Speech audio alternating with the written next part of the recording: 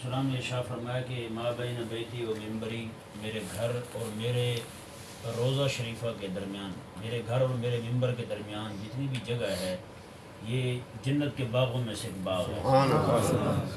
حضرت سیدنا شیخ عبداللہ محدث دہلوی رحمہ اللہ، آپ اس کی حدیث پاک کے تحت ارشاد فرماتے ہیں کہ یہ آقا علیہ السلام نے کیوں فرمایا کہ یہ جنت کے باغوں میں سے ایک باغ ہے؟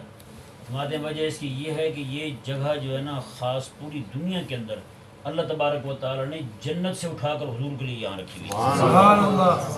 یہ جگہ اللہ نے جنت سے اٹھا کے یہاں رکھی ہوئی ہے۔ آقا علیہ السلام جب تک یہاں تشریف فرما ہیں یہ یہاں رہے گی۔ جیسے آقا علیہ السلام یہاں سے اٹھیں گے یہ والا ٹکڑا اٹھا کے پھر جنت رکھ دیا جائے گا۔ ٹھیک ہے نا جی؟ تو یہ جیسے احد پہاڑ ہے، اس کے متعلق میرے آقا علیہ السلام نے ارشاد فرمایا، آقا علیہ السلام کسی بھی جنگ سے واپس آتے، آقا علیہ السلام ایک ہی بات فرماتے، احادیث مبارکہ کو اٹھا کر کے دیکھ لیں، کئی بار جب بھی آقا علیہ السلام باہر سے آتے احد پہاڑ کے پاس سے گزرتے اور کئی بار ایسا بھی ہوتا تھا کسی اور راستے سے آتے نا، جب مدینہ میں داخل ہونے لگتے تو احد والا راستہ اختیار فرماتے، دوسری طرف سے آ رہے ہیں چل کے احد کی طرف آتے، احد پھر اندر آتے حضور مدینہ میں آتے۔ وہ آقا علیہ السلام احد کو دیکھتے ہی یہ فرمایا کرتے تھے، آقا علیہ السلام میں یہ ہم سے محبت کرتا ہے ہم اس سے محبت کرتے ہیں، ہر بار یہی فرمایا یہ ہم سے محبت کرتا ہے ہم اس سے محبت کرتے ہیں۔ صاحب روض العنف نے اس حدیث پاک کے تحت لکھا کہ آخر آقا علیہ السلام ہر بار کیوں کہتے تھے؟ صحابہ ایک بار فرما دیا حضور نے، صحابہ کو یاد ہو گیا، بار بار آقا علیہ السلام کیوں فرما رہے ہیں؟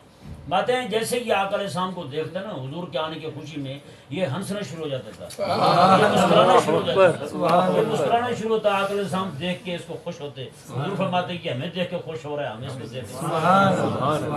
اور آقا علیہ السلام کی حضرت، اور یہ جو ہے نا امام سمودی رحمہ اللہ نے اپنی کتاب میں نقل کیا ہے، فرمایا کہ یہ احد پہاڑ جو ہے یہ قیامت والے دن آقا علیہ السلام جہاں تشریف فرما ہوں گے، آقا علیہ السلام کے گھر کے باہر دروازے پر ہوگا یہ، ہاں جی حضور کے دروازے پر ہوگا یہ۔ اور مولانا روم رحمہ اللہ نے تو اگلی بات کی، آپ فرماتے ہیں یہ حضور کا دربان ہوگا، کوئی بندہ حضور کو ملنے آئے گا تو یہ پوچھے گا ہاں بھی کیوں آئے تم، یہ پوچھ کے پھر اجازت دے گا، اس کی اجازت ہوگی کیونکہ یہ مدینے کے دروازے پہ بیٹھا ہوا ہے، مدینے کے دروازے پہ۔ یہ ابھی انہوں نے سیٹلائٹ کے ذریعے آخر انہوں نے بھی سوچا کہ آخر کیوں اس کو اتنی محبت ہے آقا علیہ السلام کے ساتھ، وجہ کیا ہے؟ تو سیٹلائٹ کے ذریعے انہوں نے جب اس کی تصویر لی نا اوپر سے تو انہوں نے کہا کہ یہ آقا علیہ السلام کی محبت میں اتنا جلا ہے، یہ کندن ہو گیا ہے، اب اس کی پوری جو شیپ بنتی ہے نا وہ لفظ محمد کی بنتی ہے۔ یہ اب میرے آقا علیہ السلام نے جو فرمایا نا کہ ما بین بیتی و منبری، میرے گھر اور میرے منبر کی درمیان کی جو جگہ ہے نا یہ ساری جنت کا باغ ہے۔ آج بھی حاجی بڑے شوق میں وہاں جاتے ہیں کہ وہاں جا کے نماز پڑھیں گے، کس جگہ پہ نماز پڑھیں گے؟ جنت کا ٹکڑا ہے، جنت کا ٹکڑا ہے۔ آخر کیوں آقا علیہ السلام نے اسی جگہ کو فرمایا؟ اس کی وجہ یہ ہے آقا علیہ السلام اپنے گھر سے نکل کر ممبر پر آتے تھے اور ممبر سے نکل کے آقا علیہ السلام گھر جاتے تھے، گھر سے ممبر پر آتے تھے۔ ممبر یہ وہ ممبر ہے جہاں سے میرے آقا علیہ السلام نے اللہ کے دین کو غالب کیا ہے۔ یہاں آ کے دیکھیں غلبہ دین کا یہ سفر ہو رہا ہے، یہاں سے زیادہ سفر آقا علیہ السلام احد گئے ہیں، کتنی بار گئے ہوں گے؟ بدر گئے، حضور سالانہ جاتے تھے، ہر سال بھی جایا کرتے تھے، ویسے بھی حضور تشریف لے جایا کرتے تھے۔ اسی طرح کر کے آقا علیہ السلام بدر گئے ہیں، کتنی بار گئے ہیں؟ ایک بار بدر گئے، بڑی جنگ ہوئی، پھر دوبارہ حضور تشریف لے گئے، اس طرح کر کے باقی مقامات پر گئے ہیں، غلبہ دین کے لیے گئے ہیں۔ غلبہ دین کے لیے جتنا سفر آقا علیہ السلام کا اپنے گھر سے حضور کے منبر تک ہے، ایسا سفر کہیں بھی نہیں۔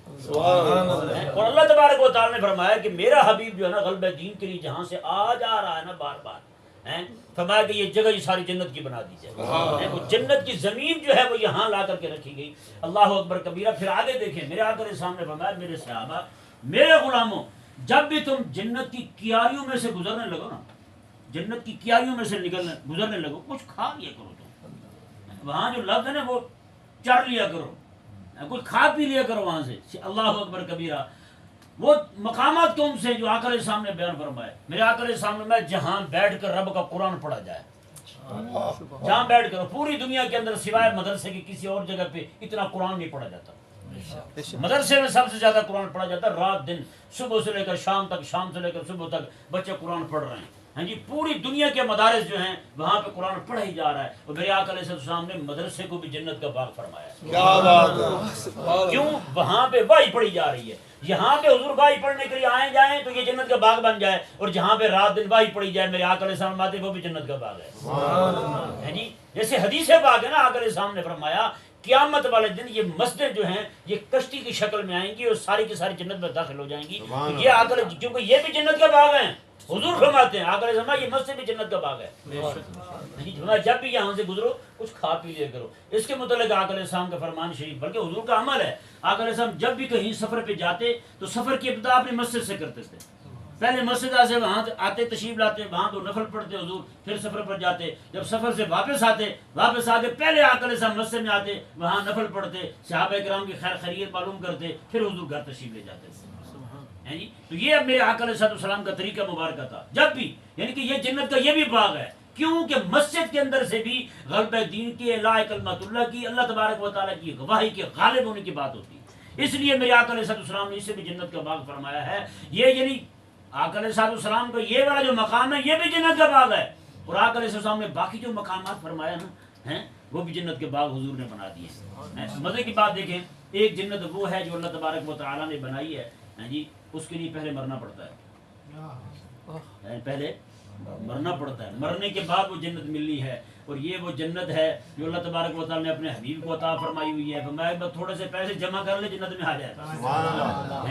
اللہ اکبر. یہ وہ ایسی وہ جنت ہے جو اللہ تبارک و تعالیٰ نے یہاں پہ اہل ایمان کو عطا فرمائی ہے. اور مزے کی بات دیکھیں نا یار، یہاں پہ آنے والے لوگ دو نفل پڑھ لیں تو اپنے اندر ایک خوشی محسوس کرتے ہیں، یار اللہ تعالیٰ کی رحمت سے یہ امید کی جا سکتی ہے کہ جنت میں آ گئے ہیں، اب اللہ تبارک و تعالیٰ ہمیں اس جنت سے محروم نہیں کرے گا. تو بتائیں یار، جو ہم تو تھوڑی دیر کے لیے آئیں اور ہمیں باقاعدہ موبائل پہ جناب اپلیکیشن کے ذریعے ہمیں ٹائم ملے، یار اتنے ٹائم میں تم نے باہر نکلنا ہے، ہمیں تو نکال دیا جائے تو ہمیں اس جنت کی امید لگ جاتی ہے جو 1400 سال سے آقا علیہ السلام کے قدموں سے چمٹے ہوئے حضور کے دو صحابی ہیں. یار ان کا شان کیا ہوگا.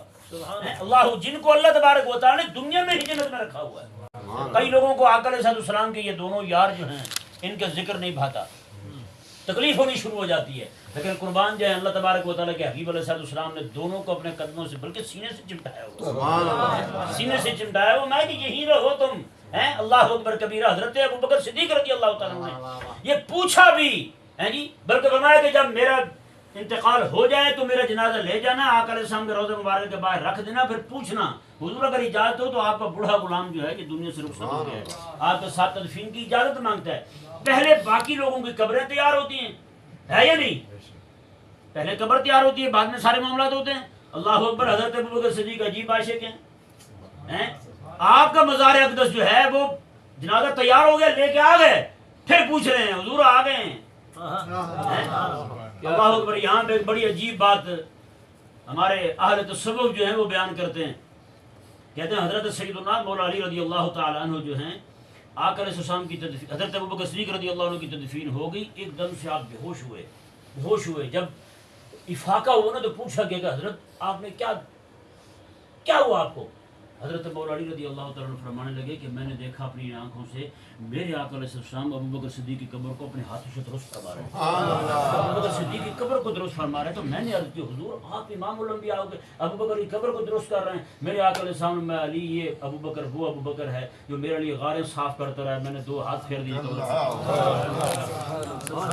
اللہ اکبر کبیرہ. یہ وہ جناب حضرت سیدنا ابوبکر صدیق رضی اللہ تعالیٰ عنہ ہیں کہ یہ جن کو اللہ تبارک و تعالیٰ نے دنیا میں ہی جنت عطا فرما دی ہے. میں کہ یہیں رہیں، جنت میں رہیں اور یہیں سے اٹھیں گے. اور میرے آقا علیہ السلام نے یہاں تک فرمایا، ایک بار حضور مسجد میں تشریف لا رہے ہیں، ایک جانب حضرت ابوبکر صدیق ہیں دائیں جانب اور دل والی جانب حضرت عمر ہیں. آقا علیہ السلام کے ہاتھ میں عصا ہے. جیسے آ رہے ہیں نا، میرے کریم آقا صلی اللہ علیہ وسلم نے صحابہ کرام دیکھ رہے ہیں حضور کو، صحابہ کو بھی دیکھ رہے ہیں. آقا علیہ السلام نے فرمایا کہ میرے صحابہ یہ والا منظر یاد رکھ لو، تم یہ والا منظر جو ہے نا یہ یاد رکھ لو، قیامت کا دن ہوگا ہم یوں ہی جنت میں جائیں گے. ما بین بیتی و منبری روضۃ من ریاض الجنہ. میرے آقا علیہ السلام نے میرا جو ہے نا منبر اور میرا گھر، میرا منبر اور میرا گھر، اس کے مابین کی جتنی بھی جگہ ہے یہ اللہ تبارک و تعالیٰ نے جنت کا باغ بنا دیا ہے. اللہ تبارک و تعالیٰ ہم سب کو غلبہ دین کے لیے کوشاں رہنے کی توفیق عطا فرمائے.